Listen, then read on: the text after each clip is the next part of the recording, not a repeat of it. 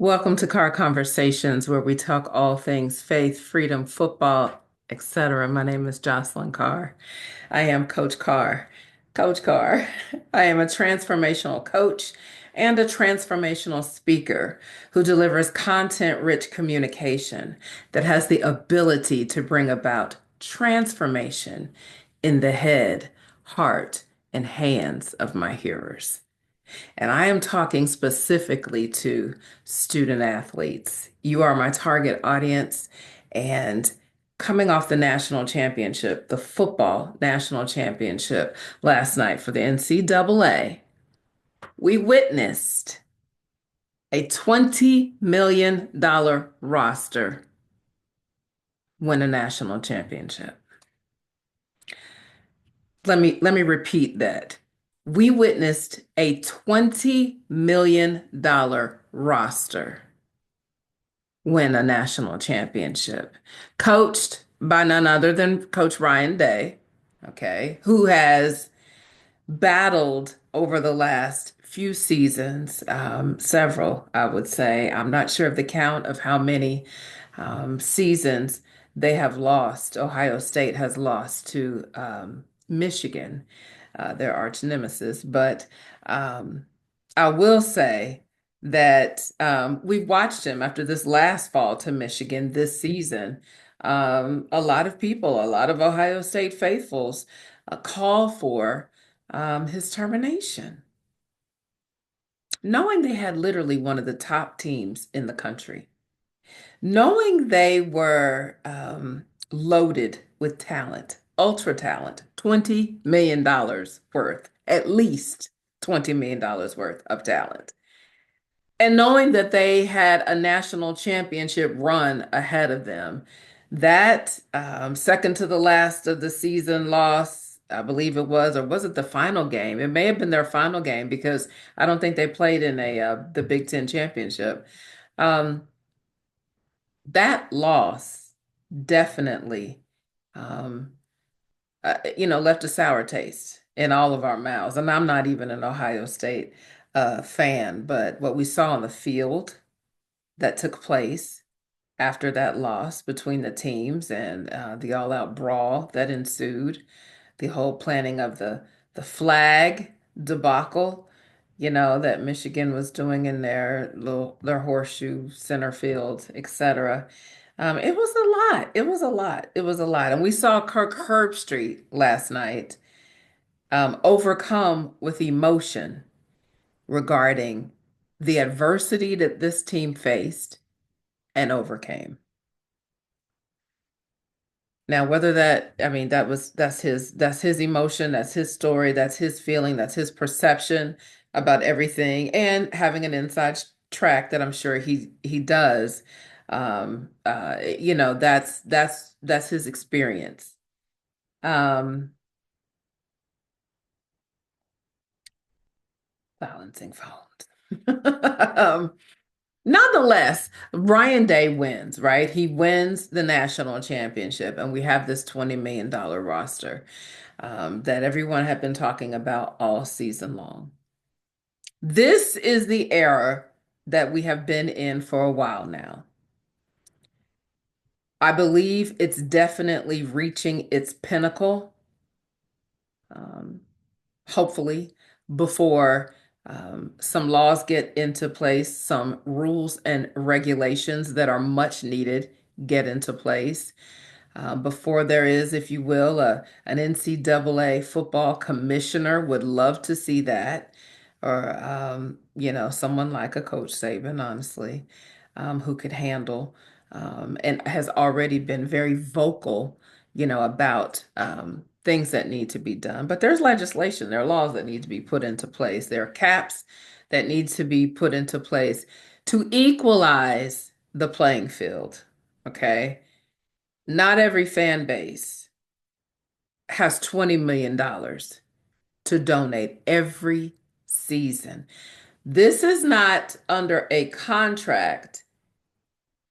Student athletes are not under contracts by law yet that they can receive this type of money for this one season and they have to be committed to stay.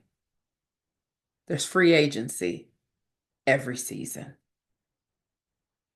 You get $5 million this season to play, there's no guarantee that you will be there the next season because somebody else may offer you seven or whatever else the case may be. You just may want to transfer because for whatever reason, you just want to play for a different team, a different coach, and move to a different part of the country. We've seen lots of reasons why student athletes are transferring. Here's what I want to add about this particular team with Ohio State.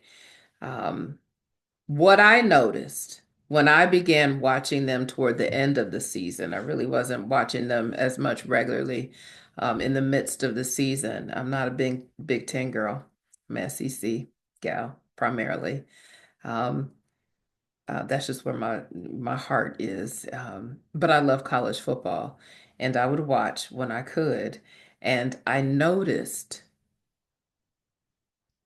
more Ohio State players kneeling in prayer and beginning to get to speak more openly and transparently about their faith in post-game pressers. That's what I noticed the most about Ohio State. Now, over the summer, last summer, I had read and I had seen all of the commentary surrounding the fact that they had this huge revival, if you will, on campus in Ohio State, in Columbus, and where many of the football team, as well as other students, as far as what I remember reading about it, were getting baptized. They were getting saved. They were giving their lives to Christ over the summer, last summer. Now, listen, I am an author. I'm an author of a book entitled Winning, the Ultimate Victory, and it's heavy on football.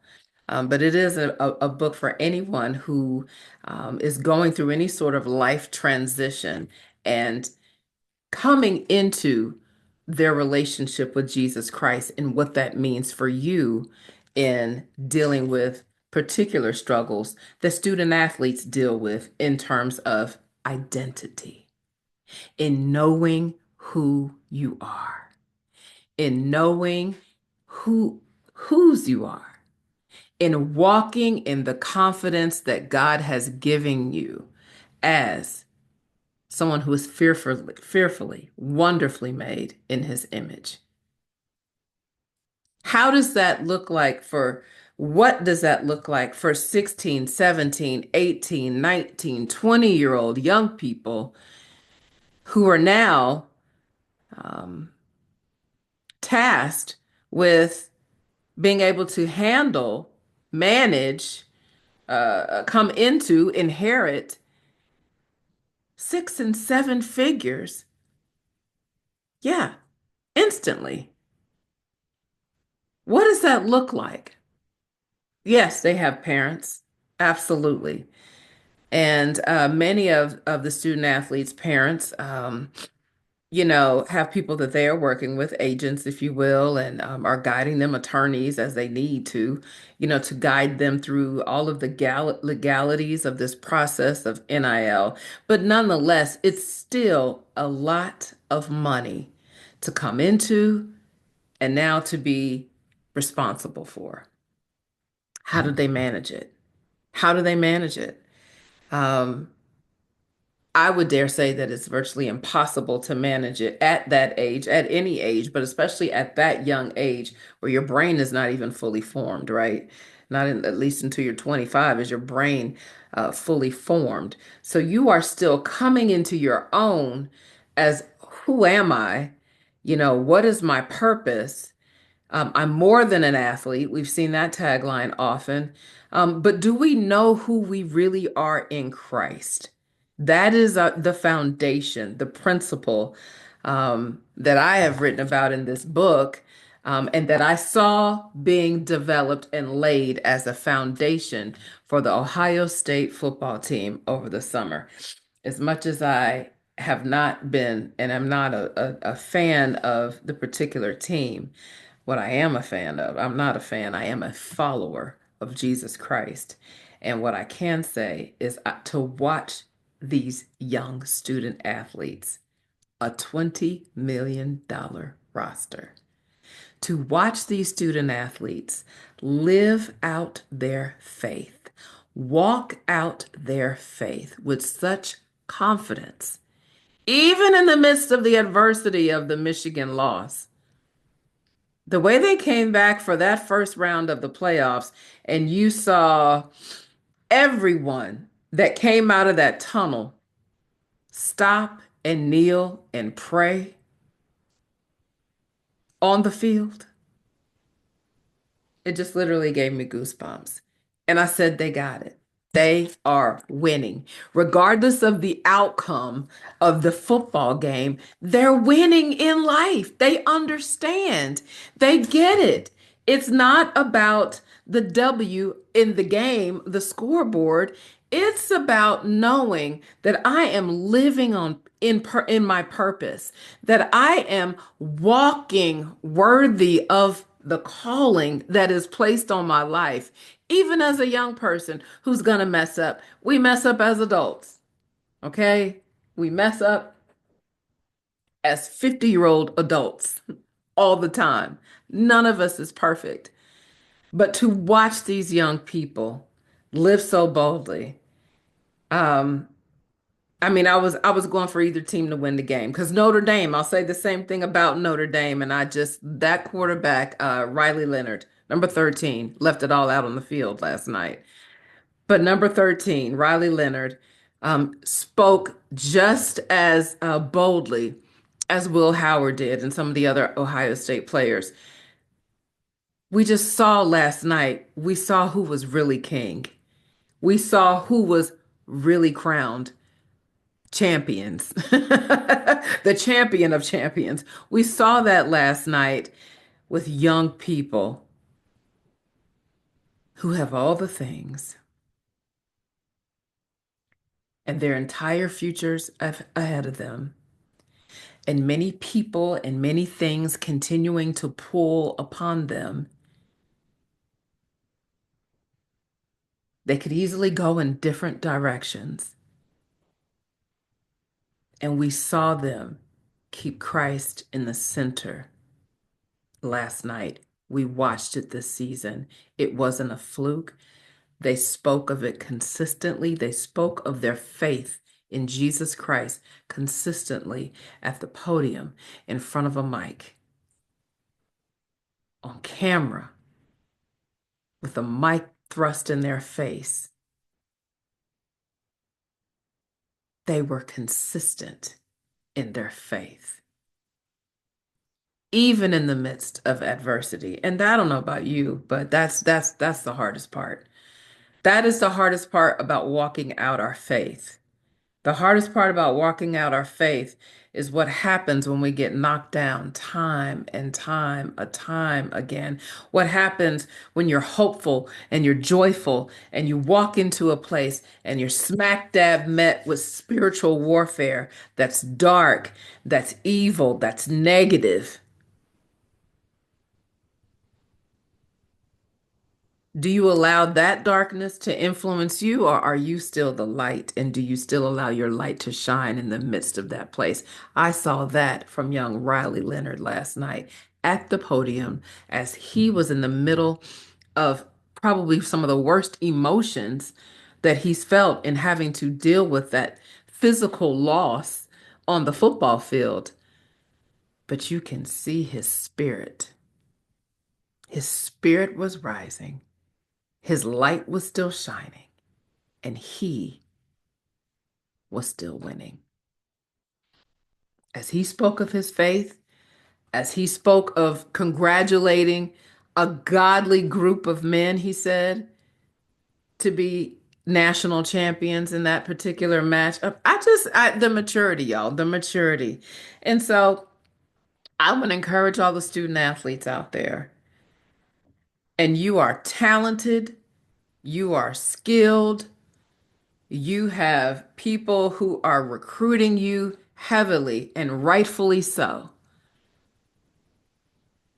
We must keep a healthy a perspective. We must maintain a healthy perspective of what this all means.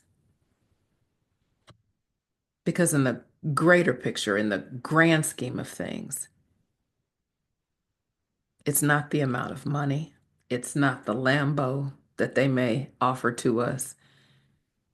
It's not the making sure that every single person in my family is taken care of. That's great, but that is not what should lead us in our decision making. That's not what should lead us in how we choose to live our lives as Christ followers, not fans, but followers of Christ. Being able to pause and pray. And I honestly ask the Lord, Lord, you know the desires of my heart. You know that I would love to sign this and go to this school and accept this and all of the things that they are, are affording me in this opportunity. Nevertheless, not my will, but thy will be done. And that takes some maturity, that takes some faith, some extreme, crazy type faith to be able to do that with some of the things that are coming toward our student athletes in terms of NIL deals. Um, so I applaud Ohio State. I applaud that football team, those men. I applaud Notre Dame. I applaud Lincoln Riley and Riley Leonard. Who was Lincoln Riley? That's another quarterback from another time. That's a coach. I'm sorry, Riley Leonard. I applaud him. I applaud Coach Marcus Freeman. I applaud the character of these young people that were front and center last night. That's what you love to see. You love to see that type of sportsmanship. But even greater than that, you love to see young people walking out their faith in the midst of whatever is thrown their way. Listen, it's a snow day today, and I have yet to see any snow. But I know it's snowing in many parts of the country that don't normally get snow. So I just want to say I hope that you guys are having an amazing day, snow day. I hope that you're staying safe and you're staying warm. I hope and pray that you're having fun, that you've had fun in the snow. And if it didn't snow where you are like it didn't, I hope you've had fun doing something that you love to do. This is something that I love to do. I absolutely love to talk on a mic and I love to engage with you. So thank you. Thank you all for new subscribers. Thank you for clicking the like button. Thank you for subscribing. Thank you for commenting as you feel led to comment. Let's ask a question about, first of all, how do you feel about the game last night? What are your thoughts on the game? And secondly, what are your thoughts on living out your faith? How have you come face to face with having to live out your faith, where you're going against the grain, against the current of culture, walking alone? Oftentimes, that's what it looks like, where we take up our cross daily and we follow Him. There may not be a whole bunch of people around us going in that same direction. It's wonderful when you have a team and your team is on the same page. And we saw the unity with these teams yesterday in their faith. But how do you handle it when it's not a team that's surrounding you? When you may have to walk alone? You're not by yourself. He's always with us. But it may sometimes feel like you are by yourself because you don't have many rallying around you headed in the same direction as you. How do you handle it? I would love to hear it in the comments. I would love for you guys to just share whatever your heart leads you to share regarding that. Just know you're not alone. You're not. But some of the most important and pivotal pardon me, pivotal parts of our journey include going at it when no one else wants to go with you. How well do you handle your instructions from the Father, knowing you're probably going to have to do it without your regular crew, without people that have been around you for years and years and years and years and years? It's hard. It's not easy. It's not an easy walk. Trust me, I know it's not. But I can do all things. You can do all things through Christ who strengthens you.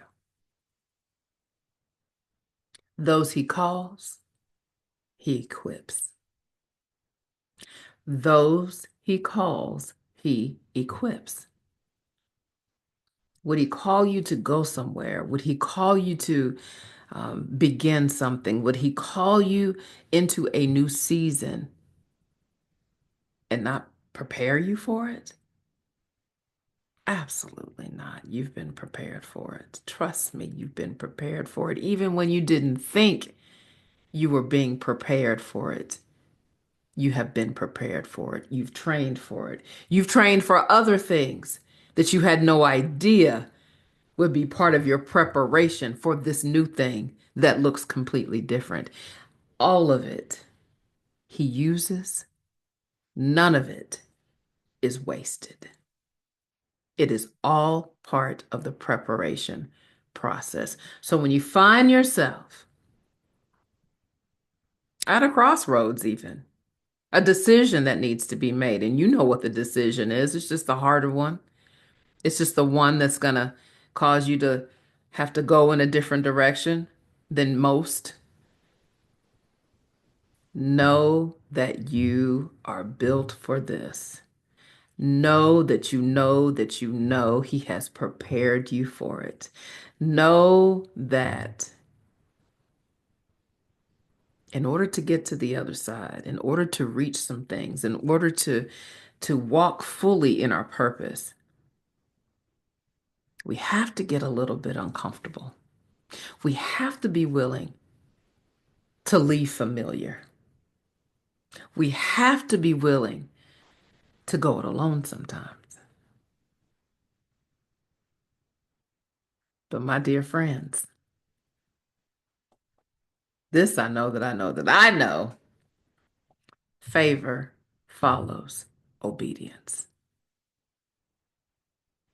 Favor follows obedience. And so, if this is what He's instructing me to do, if this is what He's instructing you to do, put down this NIL deal. That seems wonderful, but I need you to stay here because you don't even understand the way that I'm going to use you to help these other people that are right here. So that's tempting, but I need you to stay here. Or maybe He will say, yep, it's time for you to go here because I need you over there. Your work is complete here. Your assignment is finished here.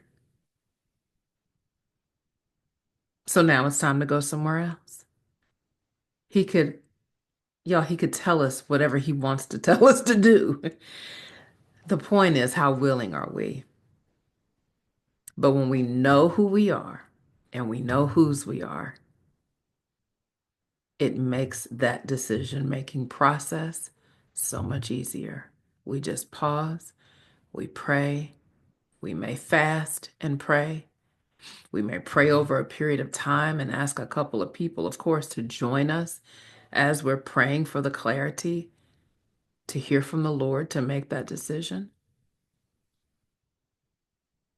But we do it with no regrets. I remember, I'm going to end on this note, and I remember at the end of, well, last year this time, actually, Last year, this time, I think it was around January 10th, so a little over a year ago, when Coach Saban retired from head coach of the University of Alabama last year, and we were all like, this was a blur. This time of year last year was a whole blur for many of us Alabama alumni. And one of the first guys to transfer was Caleb Downs. He transferred from the University of Alabama.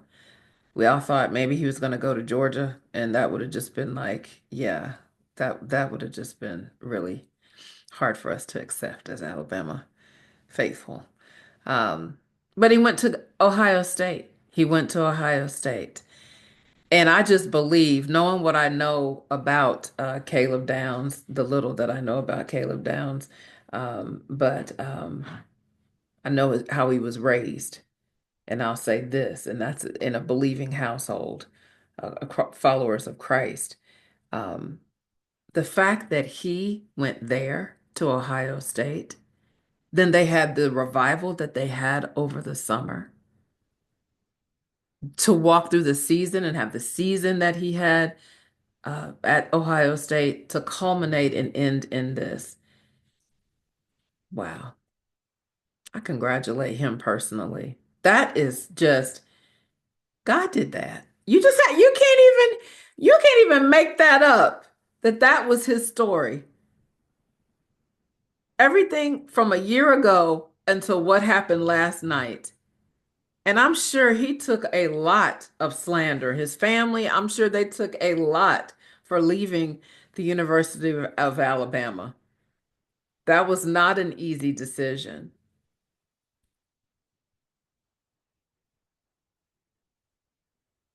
Favor follows obedience. I don't know. I don't know what the Lord told him. I'm not in that, but I'm here to say, wow, congratulations to him. And we do know that favor follows obedience. It's a beautiful thing. We don't know how the Lord used him to be a part of that revival that took place. We don't know, y'all. There's so much we don't know. Our little finite minds cannot fathom all that God has in store, all that He has been doing behind the scenes. We have no idea. We have no idea. So, thank you. Thank you for listening. Thank you for I put a little too much Caramex on before my lipstick. Looked like I was kind of drooling there, y'all, but I promise I wasn't. It's just so dry. I love y'all. Y'all stay winning. As long as your team is not playing mine, we're moving on to basketball now. It's basketball season officially. I mean, we have the playoffs and the Super Bowl coming up, but we're moving on to basketball. Y'all stay winning as long as your team is not playing mine, and y'all stay free. Love y'all.